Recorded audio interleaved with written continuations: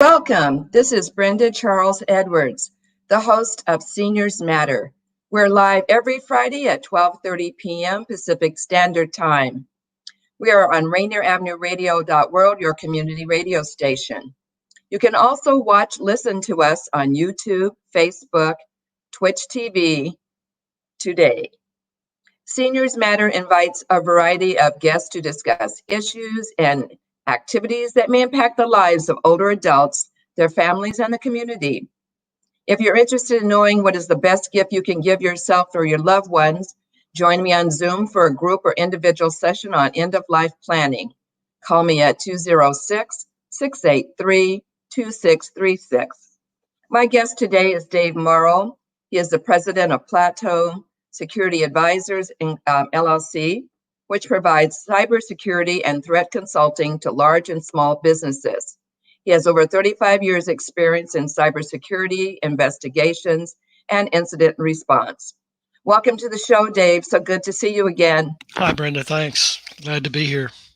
So, Dave, I know you've been really busy, and a couple of things that we're going to talk about today are digital currency scams, robocalls, romance scams.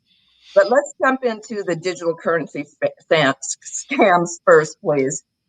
I'm interested in the new digital currency, but I'm worried about losing my money. Is it safe? Well, it depends. It depends on how you look at digital currency. Now, digital currency has been touted as the replacement for money someday. My opinion, it's not quite there yet. I mean, we're seeing a lot of scams. It's not very well regulated. The digital currency marketplace is very, very lightly regulated, and it's become kind of a haven for activity like money laundering and hackers and such to use to demand ransoms being paid in Bitcoin and things like that. It's very speculative. And I think that I look at it personally as kind of an investment, like a stock or a bond, rather than a replacement for currency at this point in its life cycle. And I think you'll see that a lot of companies are doing it that way too. Tesla, for example, just put out their quarterly earnings for last quarter, and 1/4 of their earnings for last quarter came from some Bitcoin or digital currency they bought in February and sold in March and made a whole lot of money on. So companies are using it as an investment vehicle too. So I think if you approach it as an investment vehicle rather than a replacement for currency, then you'll be a little bit more insulated from the wild gyrations of the value. As far as scams, there's a lot of scams out there. There's a lot of these digital currency is listed through exchanges, and there are some very large exchanges that are traded on the open stock market and are very reputable. But then there's a lot of exchanges that are just kind of come and go, right? They're kind of fly by night. You don't know who they are. There's been several instances where exchanges have taken in people's money and then just folded their tent and moved away in the middle of the night, and everybody's lost their money. So I think that if you do, from a technical standpoint, digital currency is at this point pretty safe in a sense that you're not going to, somebody's not going to break digital currency and take your money. Whereas with any technical thing, it's how it's implemented and who's doing it, and are they reputable, and do they know technically what they're doing to secure it. Personally, I'm not a big fan for putting my money in anything I don't understand real well and understand where it's going. And so I'm a little hesitant to put any money in digital currency just because I am not convinced that it's not that it's 100% safe, and that it's not very well regulated, and that bothers me too. I mean, the banks are regulated by the Federal Reserve and the governments, and but the digital currency market is not. Now they're moving in that direction. They're starting to have some legislation in Congress to move in more regulation over the digital currency market to make it more reliable. But at this point in time, I'm a little skeptical of it. So I guess what I'm still not quite sure about is, so if are you spending your own money then when you buy stocks in the I don't now. Is it Bitcoin or is it? Yeah, Bitcoin is one of the exchanges. It's one of the names of digital currency. Digital currency is the category name, if you will. Bitcoin is one of the companies that it sells. Everybody calls it Bitcoin, but it's what you're doing is basically taking your money and investing it in this, giving it to somebody and putting it in a what's called a digital wallet, which is basically very well encrypted and it's stored by one of these exchanges. And then when you need to buy something online, instead of giving them your credit card number or doing Apple Pay or whatever your normal way of contactless paying may be or whatever, you actually give them some bitcoins out of your wallet, and the wallet is put together in something called blockchaining, which is how it's audited and kept track of, and it's very complex. But the whole idea is that it would be very hard for somebody to not only break into your wallet and take your money directly, but to find out if you paid. One of the things about digital currency that was a selling point for it several years ago was its anonymity, that it was very hard to track through the digital currency transactions to be able to figure out who was ultimately paying for ransoms or for whatever. So that was one of the first selling points of digital currency. And, so what about taxes, Dave? Well, taxes are kind of uncertain. I don't really know. I'm sure that if you invest in one of the digital currency exchanges like Bitcoin or Coin Exchange or something like that, which is one of the companies that does it's one of the large listed companies, it's going to be treated just like regular income, just like your investment income would be. But I'm not quite sure how they're handling the taxation of you invest in a Bitcoin and pay $50 per Bitcoin, and then it goes up to $10,000 per Bitcoin, and that has happened in the course of a week or two. How do they know how much taxes to pay and all that? I really don't know how the tax situation works. I don't think a lot of the IRS knows, to tell you the truth, or the states. Wow, that's very interesting. So then, the major scams for this then are what? Well, basically, it's putting your money in a Bitcoin exchange that is basically not run by somebody reputable who is gonna fold up shop and take your money, and you'll never hear from them again.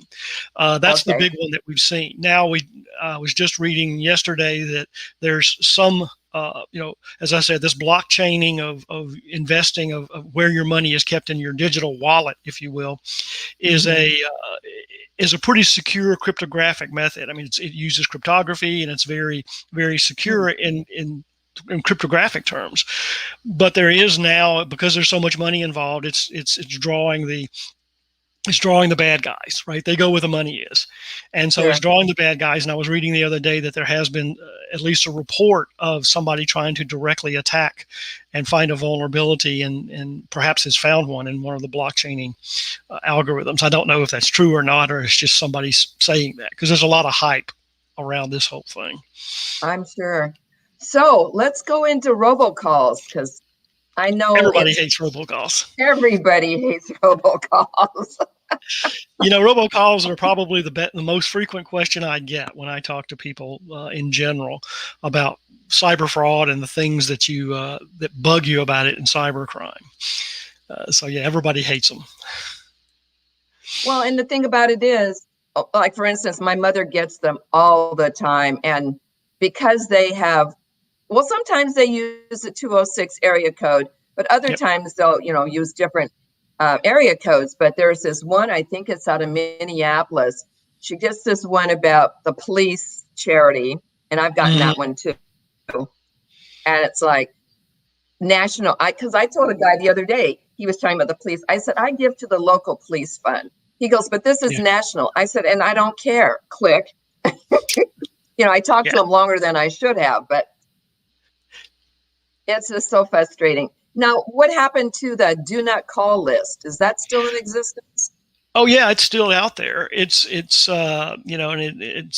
it's one of the things we tell people to build themselves a little layered program of different steps to try to lower the number of robocalls. Is signing up for the do not call registry. Obviously people scoff at it because they say, well, crooks are not going to even abide by it because it's a voluntary registry.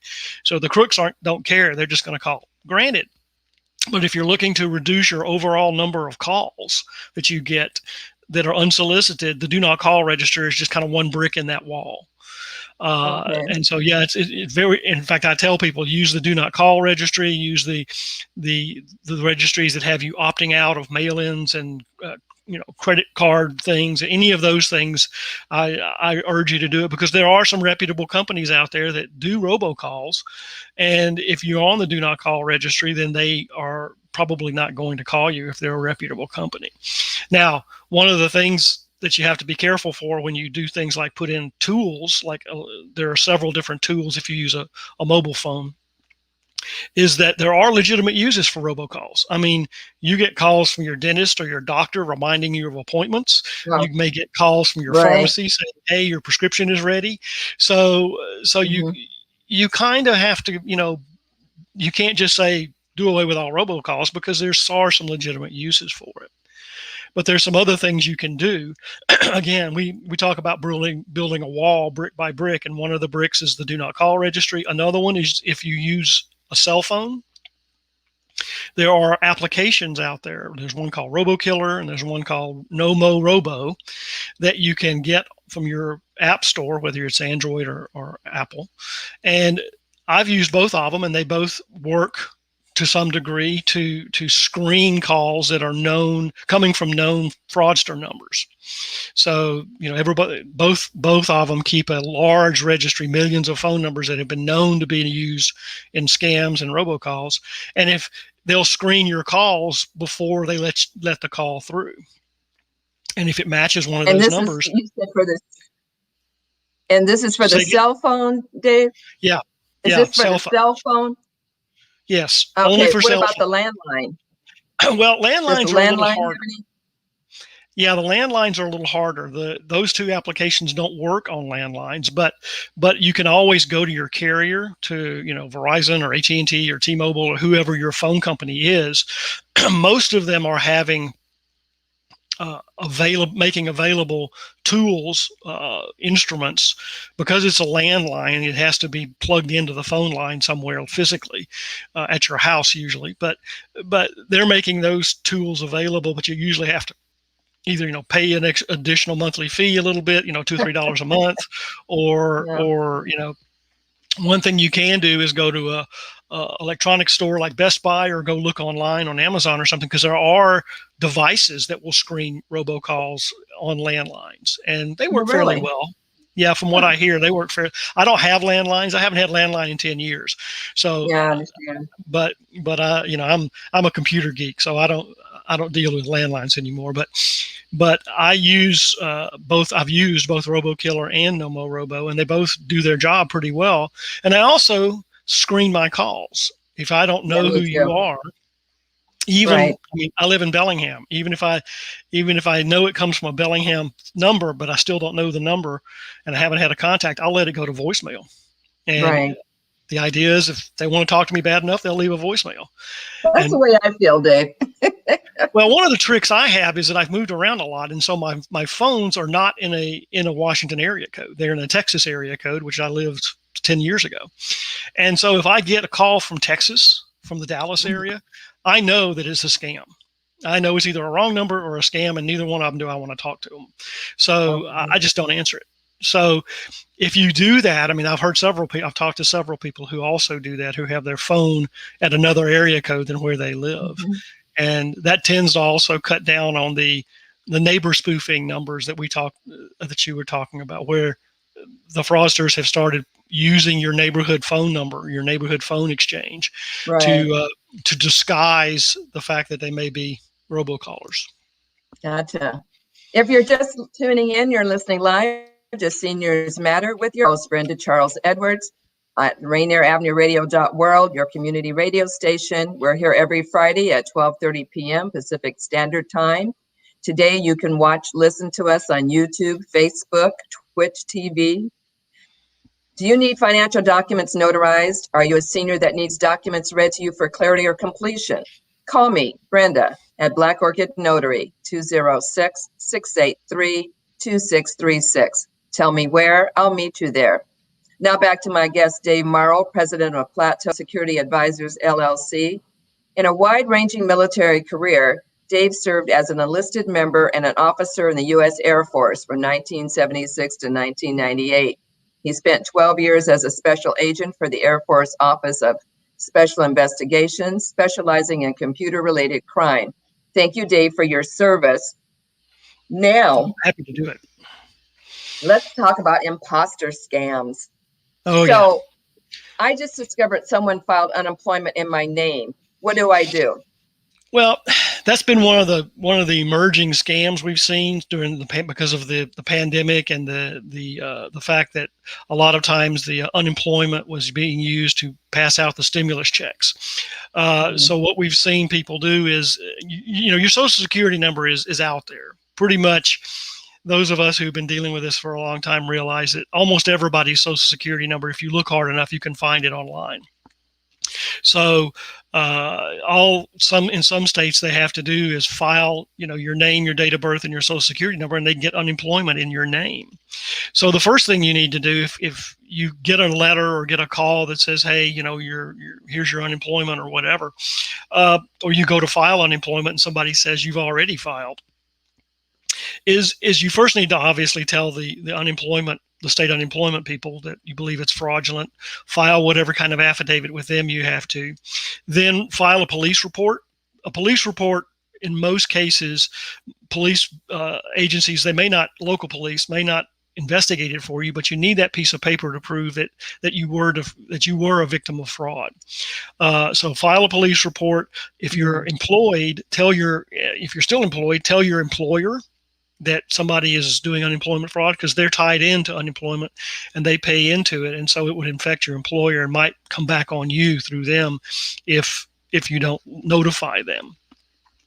Identitytheft.gov is a website that the FTC runs. It's a great resource because really if somebody has applied for unemployment in your name, you're then by definition a victim of identity theft. And so identitytheft.gov is a website the FTC runs where you can report it to the FTC, the Federal Trade Commission, and they'll help you build a recovery plan online. There's a bunch of steps you can take, and it's a question and answer kind of tutorial that asks you what happened and what kinds of other things you have, Social Security or student loans or whatever. And it'll help you build a plan to recover from that. I always tell people to freeze their credit. There's 3 credit bureaus, and you need to freeze your credit and get a PIN to unfreeze it, because a credit freeze will keep anybody from getting a credit card in your name or getting, renting an apartment in your name where they check your credit. Basically, nobody can check your credit without your permission if you freeze your credit. It doesn't affect your current credit cards or your credit loans or anything like that. It's just future things, so that if the fraudster tries to get a credit card in your name, it doesn't. It can't hurt your credit score by law, so it can't have an impact. And there's also a law that says that you have the once a year in normal times. There's a federal law that says these credit bureaus have to tell you on your request what information they have about you, what your credit history is, what information they've gathered about you, and they have to correct it if you have objections to it, or if you find things that you don't think belong to you or whatever. So we tell people to freeze your credit and always look at your credit report at all 3 credit bureaus to see what they have, to make sure that nobody has, in addition to getting unemployment in your name, gotten a credit card in your name or loan or something. Right. So I got an email from the county court telling me there's an arrest warrant out for me because I missed jury duty. They want me to pay using gift cards. Is this a scam? Absolutely, without question. No government agency in fact, almost I can't think of too many even legitimate businesses that will have you pay by going to Walmart or to Safeway and getting a gift card and reading them or sending them the number on the back of the card. Gift card, using gift cards to pay for anything is is the biggest red flag to fraud that you can have. So I tell people, if somebody asks you to pay for anything with a gift card, run the other way, because 99 times out of 100, it's going to be a fraud in some way. So, the courts, the arrest warrant guys, there's variations of that whole scam. Sometimes it's the courts coming to arrest you for jury duty. Sometimes it's a traffic problem. Sometimes, there's a lien on your property and the court is telling you can pay it off if you go get gift cards and tell them the number on the back of the card. All of those things are scams. Almost no government agency that I'm aware of at this point, except a few. There's a few. I heard of one yesterday that I was appalled about, but it was in New York. But anyway, none of them will do much with you over just a text message or over just an email message. They'll send you, on most of at least the federal agencies, will send you a mail, something in the U.S. Postal Service, because fraud is so rampant with the IRS and the other guys, unemployment and Social Security, that almost everything they send you is going to be on paper still. So anything that looks like it comes in through a text message is going to be a fraud 9 times out of 10. And if you have any concerns, call the court yourself, but don't use any number they give you. Look it up online, look it up in a phone book even. They still have phone books. I got mine yesterday. And call them that way. Don't use any return address. Don't reply to the emails they send you. Don't reply to the text messages. Don't use any phone number or link in any correspondence that you're suspicious of, because it's probably not going to be legitimate. It'll take you to online to wherever the fraudster wants you to go. Okay, wow. And the thing about it is, Dave, there's so much to this. I mean, this short time that I have is not going to even cover it all, but I do want to talk to you about the romance scams. Yeah. So a friend of mine met someone online who works in a charity in Africa. They've become close in the past 6 months, and she's convinced he loves her and wants her to come to the U.S. to be together. I tell her it might be a scam, but she's not listening. What do I do? Well, this is a hard situation when you have somebody you care about who you see kind of driving over a cliff and you can't stop them. One of the things that you can do is, a lot of times, especially if it's a family member, they're not going to listen to you. My kids don't listen to me because they're my kids, right? And so right. I would get somebody that they respect, authority figure, a pastor or a police officer that they may know, or a family friend who has some credibility with them, and enlist them to talk to them. Or go to sites like AARP. The Fraud Watch Network at AARP has a lot of information on romance scams and testimonials of people who will talk both in video as well as written, that talk about how romance scams work. Because they're pretty rampant now, especially not just overseas, I need to come back, start giving me money kind of thing, but things like COVID, or I'm sick with COVID and I need money for medicine, and et cetera, et cetera, et cetera. I mean, these guys, fraudsters, know how to pull your heartstrings. They know the buttons to push, and to elicit whatever emotion. They read you and figure out what emotion is going to be instrumental in making you cooperate with whatever they want you to do. So once they read whatever emotion, I'm sorry, Dave. Are they normally in the States, or are they in other countries? Usually they're in other countries. Usually they're in either Central America, some in South America, some in Europe, and occasionally they really are in Africa.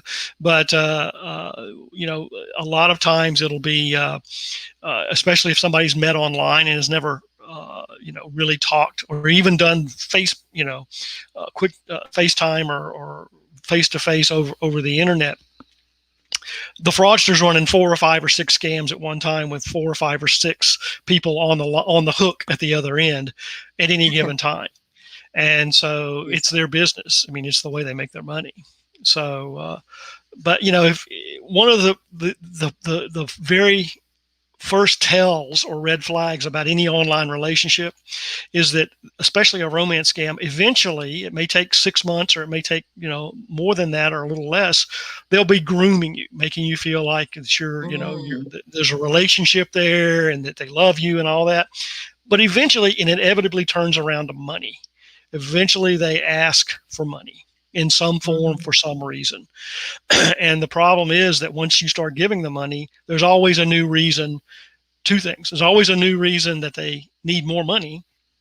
And there's always a reason, as in your friend's case, where they can't come back to the States. They're sick or their mother is sick, and they need to stay because the government is took away their passport, or there's always some excuse why they can't really come to see you, because the plan is never to come see you. Right, just right. Milk the victim as long as they can, and then either move on or. I mean, and unfortunately, I do some call center work for AARP, their Fraud Watch network, their call center. And I unfortunately have talked to people that have lost like hundreds of thousands of dollars doing this. I talked to a lady who'd lost $200,000 in a romance scam, and she was still paying. And that was a real tough conversation for me to have, because I had to tell her, look, here's a dose of reality. This is not going to get any better. Right. So, hey, Dave, I'm almost out of time, but can you come back? Sure. Later? Anytime. Anytime you want. Okay. So I just want to say too, for our listeners, Rainier Avenue Radio is going to be broadcasting the Metro League High School basketball and boys game tonight at 5:45, Garfield versus Eastside Catholic Girls, 7:30, Garfield versus Eastside Catholic Boys. I'd like to thank my audience for listening today. You're great as usual. And Dave, thank you so much for coming on the show. I know Dave, and he's full of information, and I'll have him back soon. Until the next time we meet and see each other, may you have a wonderful day and live your life like it's golden. Thanks, Dave. See you soon. Thanks a lot, Brenda.